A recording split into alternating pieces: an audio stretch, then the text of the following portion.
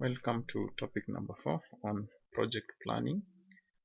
This is also a very critical topic in the quest to be able to understand the entire project management module. And we are saying the project plan serves as a roadmap for the entire process of project management. And we're also saying project plan includes schedules that help project team members in completing their tasks, and also helps them in knowing which tool they will need and when. We're also saying project planning ensures that all the team members are actively involved and allows them to have an opportunistic approach towards work. So we're also saying planning enables project managers to turn an intangible idea into reality. So planning is quite important in project management, because we are now able to get the idea on how we are going to execute the objectives that we have for a particular project. And then elements of a project plan. The project plan is in essence a communication tool, so it is very important because all the stakeholders are going to use it to understand more about the project. And then we're also saying it's the reference point for delivery, and as such needs to communicate how the project team will achieve the desired end goal. Then we are saying each element plays a critical part in ensuring that the project team moves towards successful delivery. So we have the definition of a project objective, which we are saying it needs to be clear, it needs to be simple and easily understood by all the stakeholders. Then we have the project description, where we focus on answering the questions such as what, when, how much, where. So these are all part of planning. What project are we dealing with? At what or when are we starting the project? When are we bringing it to an end? How much is, of course, answering the question on budget. And then schedule and work breakdown structure. We need to be clear about the deliverables needed to complete the project. And when we are doing that, we map out the various strands of work or various activities that we are supposed to execute. All that is planning. And then elements of a project plan. The first one is risk management plan. Carry out a comprehensive risk assessment with an associated management plan for treating or carrying those risks. So a risk management plan is also part of the overall plan of the project. So we need to have one. We need to know the uncertainties that might affect our project, and know what is it that we can, or how we can deal with those uncertainties. And then another element is a quality assurance plan. Much like risk, make sure that there is an agreement as to the agreed quality metrics. So quality criteria or measurement of quality, we need to be sure by incorporating it in the project plan. And finally is the communication plan. We need to be specific about reporting lines. We need to be specific about the reporting frequency, the responsibilities for creating and delivering reports, and report formats. Importance of project planning. Number one is that, or number A, it improves team communication. So good communication is essential for the smooth project execution, and this applies to projects of every size and type. Even two collaborators and stakeholders must communicate well. So a plan is, we are saying it is essential because it helps us to communicate within ourselves as the project team, communicate with stakeholders, communicate with financiers, and very many other people within the project setup. So we cannot avoid project planning. We are also saying that it boosts project performance and success rates. We are saying project planning involves comprehensive mapping and organizing of project goals, tasks, schedules, and resources before executing the plan. You can avoid almost all problems that lead to project failure with proper project planning. So performance and success rate, of course, is improved when we have a good plan, and then it saves money. Of course, you have heard the famous quote of failure to plan is planning to fail. So there are mistakes that if we don't plan, then they end up costing us more than we had anticipated.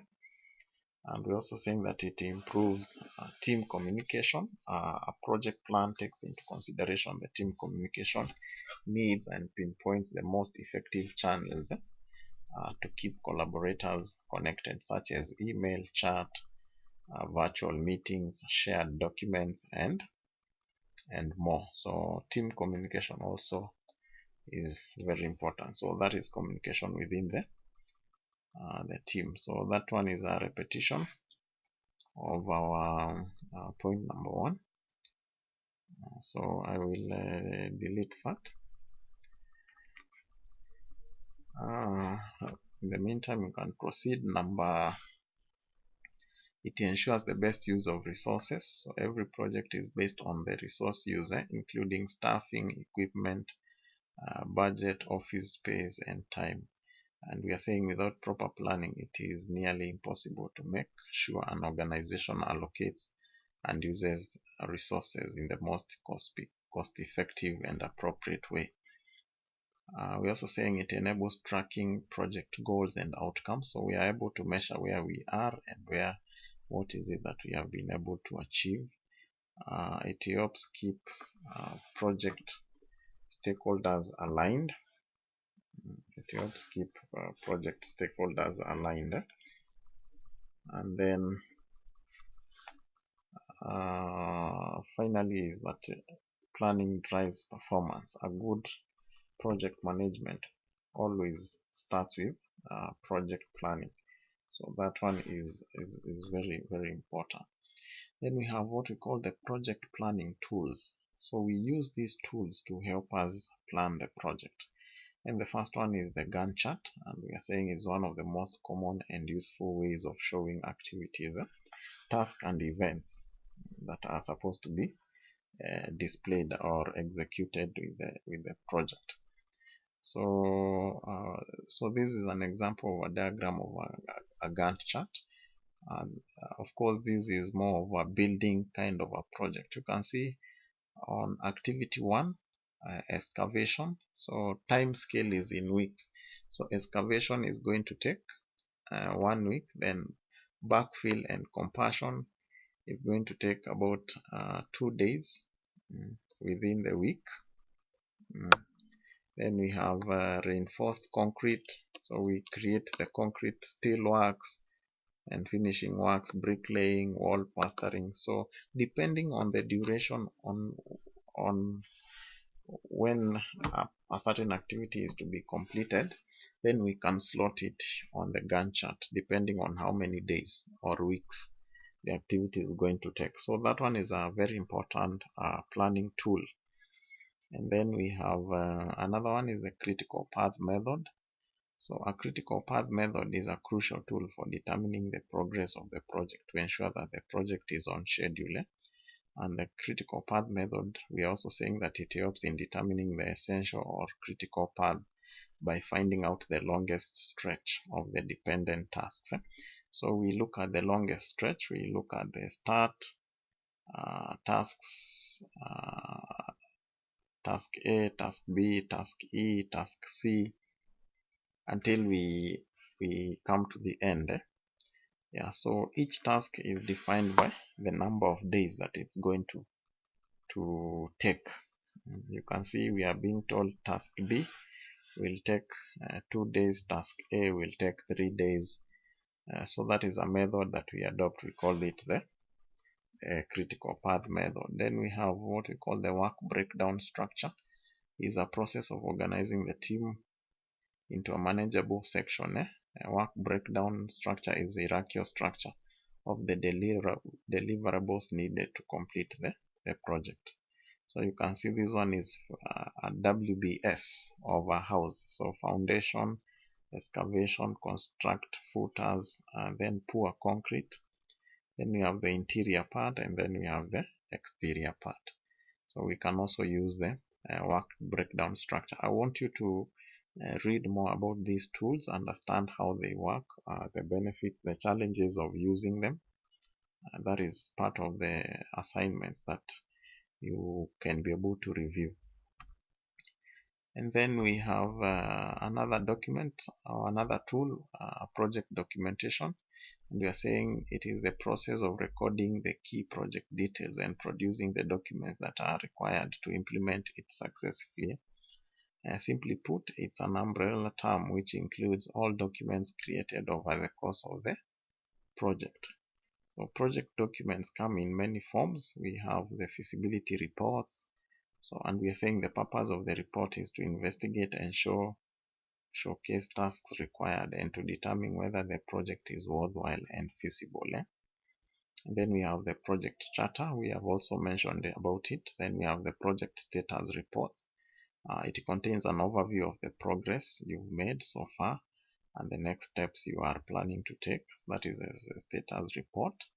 And then we have the design document. The design document showcases the high and low level design components of the system. And then number 5 is the work plan and estimate. A work plan sets out the phases, activities, and tasks needed to deliver a project. The time frames required to deliver a project, as well as the resources and milestones, are shown in a work plan. So a work plan is quite important. And then we have the project communication plan. A communication plan sets all the guidelines for communication among the team members and project stakeholders.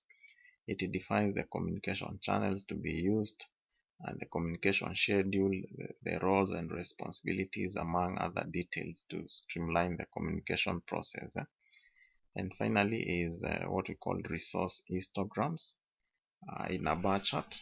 That it is, we are saying is a bar chart that shows the number of resources allocated to a project over time. So histograms, they are forms of diagrams that will also show different stages of the project. This is the diagram here of what we call histograms. So number of students, final scores. So once you are through with this module, I will be able to grade it. So I look at how many have scored between 20 and 30. Then I will draw something for them there. Then we have benefits of project documentation. Number 1, it allows project tasks to be traceable among teams or departments. So we can be able to look back and retrieve these particular documentations. The other one is it keeps the project expectations and objectives intact through each step of the process.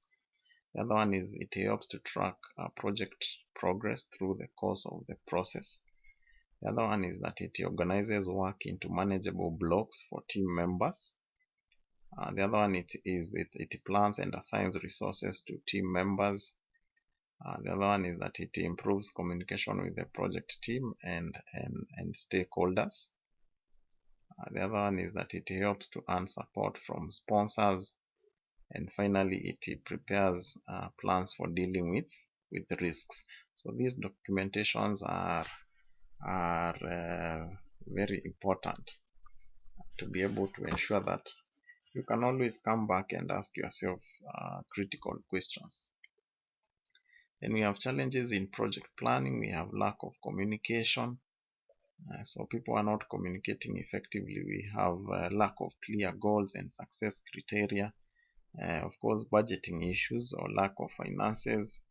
We can also have inadequate skills of team members, or so the team members or the workers may not have the relevant skills.